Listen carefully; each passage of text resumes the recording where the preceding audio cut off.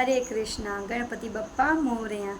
तो अब हम लोग ये समझेंगे और इस कथा पे प्रकाश डालेंगे कि गणेश जी को मोदक क्यों इतना प्रिय है, क्यों इतना प्रिय है और क्यों सब लोग मोदक चढ़ाते हैं भगवान गणेश को।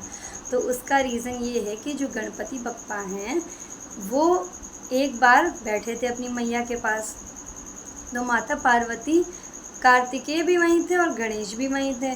तो दोनों से बोली कि मैं मोदक बना रही हूँ, तुमको पता है मोदक ऐसा होता है, मोदक मीठा सा होता है, मोदक में ये पड़ता है वो पड़ता है। मोदक की कहानी सुना रही थी, वो कथा सुना रही थी, मोदक का लालच आ जाए ताकि। तो बोले जल्दी से खिला दो मैया, मुझे बहुत भूख लग रही है, मैया मुझे खिलाओ, माता बहुत जल्दी भूख लग रही है। अब कार्तिकेय जिद करें हमको भी चाहिए, गणेश जिद करें हमको भी चाहिए, लेकिन दोनों में झगड़ा होने लगे कि पहले किसको मिलेगा। दोनों में झगड़ा इस बात का हुआ कि जो है पहले मैं लूँगा, पहले मैं लूँगा। अब मैया ने कहा बहुत हो गया, अब ऐसा है तुम लोग जाओ, जो ब्रह्मांड की परिक्रमा पहले करके आएगा मोदक उसको मिलेगा। अब यहाँ पे आप लोग समझेंगे कि ये तो कथा दूसरी है। मैंने आपको पिछले वीडियो में बताया था ये कथाएं बहुत तरीके से होती हैं, एक जैसी होती हैं लेकिन सब सत्य होती हैं। तो इसी प्रकार की एक कथा ये भी है कि भगवान गणेश को प्रथम पूजनीय क्यों माना गया, क्यों उनकी प्रथम पूजा होती है। तो सेम कथा है, बस थोड़े चेंजेस है। तो पहले इसी कथा को हम लोग आगे बढ़ते हुए सुनते हैं। तो अब गणेश जी से कहा कि जाओ ब्रह्मांड की परिक्रमा करके आओ, और कार्तिकेय से भी कहा ब्रह्मांड की परिक्रमा करके, और एक तरफ ये भी कहा जाओ पवित्र होके आओ। तो ये सारी चीज़ें माता पार्वती ने कही कि जब तो जो पहले आ जाएगा ब्रह्मांड की परिक्रमा करके उसको मोदक सबसे पहले मिल जाएगा। अब गणेश जी भी निकले और कार्तिकेय भी निकले। अब कार्तिकेय तो भैया एकदम टिंच हैं, बहुत मज़े से उन्होंने अपने मोर पे सवारी की और मोर उड़ते उड़ते हुए निकल गए तेज़ी से। लेकिन गणेश जी की सवारी क्या है, गणेश जी जिस पे सवार होते हैं वो है चूहा, और चूहा चलता है धीमे धीमे। और गणेश जी को आप सब जानते हैं, थोड़े से वो मोटे प्यारे से गोलू मोलू हैं, मोटे मोटे से। अब चूहा के ऊपर वो सवार हुए तो चूहा धीरे धीरे चल रहा, वज़न भी गणेश जी का ज़्यादा। तो वो बोले कि अरे मैं जब तक पहुंचूंगा तब तक तो मोदक खा जाएंगे भैया, उनको मिल जाएगा, सब कार्तिकेय खा जाएंगे, कुछ ना मिलने वाला मुझको, ये तो गलत बात है, पहले उनको मिल जाएगा, ऐसा नहीं हो सकता, मुझे जल्दी जल्दी लेके चलो। चूहे से बोलने लग गए। अब चूहा कहने लग गया चल तो रहा हूँ, कैसे चलूँ, जितनी स्पीड है ना पूरी लगा दी, इससे ज़्यादा स्पीड से नहीं चल सकता मैं। तो गणेश जी ने कहा अब क्या किया जाए, अब तो मेरा मोदक गया, पहले नहीं मिलेगा मुझे, मैं हार गया। अब वो कार्तिकेय, अब वो तो बहुत जल्दी पहुंच जाएगा, मुझे नहीं मिलेगा, मैं तो बहुत ही ज़्यादा मोटा सा हूँ ना, अब मैं अपना वज़न तो कम नहीं कर सकता इस समय, अब मैं क्या करूँ। उतनी देर में नारद जी वहाँ पे प्रकट हो गए। नारद जी आए और नारद जी ने गणेश जी से कहा तुम्हारी दुविधा का सारा मेरे पास सुविधा पूर्वक एक समाधान है, सुनोगे। तो कहने लग गए क्या, बताइए गुरुदेव।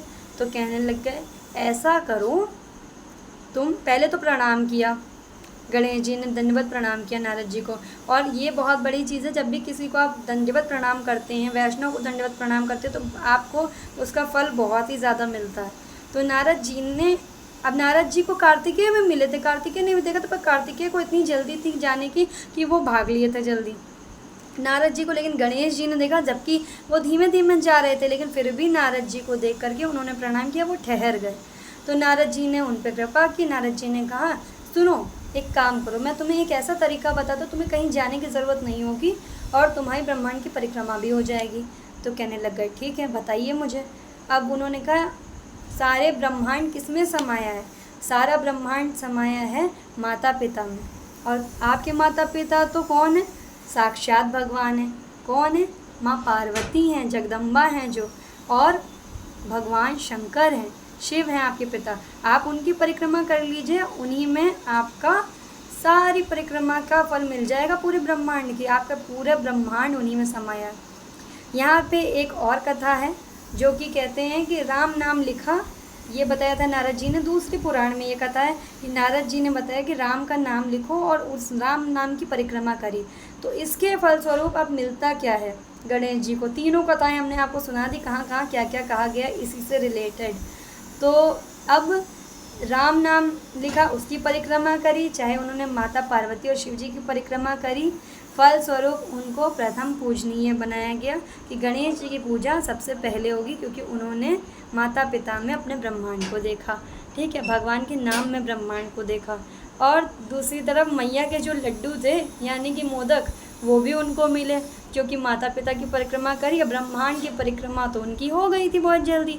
उधर कार्तिकेय आ रहे हैं पूरे ब्रह्मांड की परिक्रमा करके। हालांकि कार्तिकेय ने मेहनत तो बहुत करी थी, लेकिन अब क्या करें, गुरु को देखा और प्रणाम नहीं किया था और उनको वो फल नहीं मिल पाया। वो पूरी मेहनत करके आए पर थोड़ा चूक गए। इधर गणेश जी बढ़िया मैया की गोद में बैठे हैं और गणपति जी बैठ करके मोदक का स्वाद ले रहे हैं और प्रथम पूजनीय तो घोषित हो ही चुके हैं वो। अब क्या किया जाए, अब तो फिर गणेश जी की वंदना, गणेश जी की स्तुति, गणेश जी का पूजन, सब तब से प्रथम पूजनीय है वो, प्रथम उनका ही पूजन होता है। चाहे कोई भी कार्य हो, मंगल कार्य हो, विवाह हो, चाहे कोई भी आप घर में कुछ भी करा रहे हैं जो संस्कार के तहत आता 16 संस्कारों में, उन सब में गणपति पूजन सबसे पहले होता है। गणेश जी का पूजन होता है, फिर ही सबका पूजन होता है। इसीलिए गणपति जी प्रथम पूजनीय हैं। और सबसे मेन बात है कि वो वैष्णवों का आदर करते हैं, वैष्णव सम्मान करते हैं और भगवान कृष्ण के शुद्ध भक्त हैं, तो उनको तो वैसे भी बहुत उनकी महिमा हो ही जाती है। इसी के साथ साथ अब हम लोग ये जानते हैं कि गणपति जी का एक दांत क्यों है, दूसरा दांत कहाँ गया, दूसरा दांत आधा क्यों है, उनको एक दंताय क्यों कहते हैं।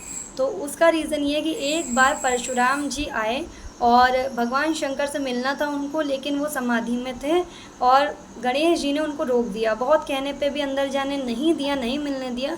तो परशुराम जी ने उनका एक दांत तोड़ दिया गुस्से में आके, तो इस वजह से उनका एक दांत रह गया।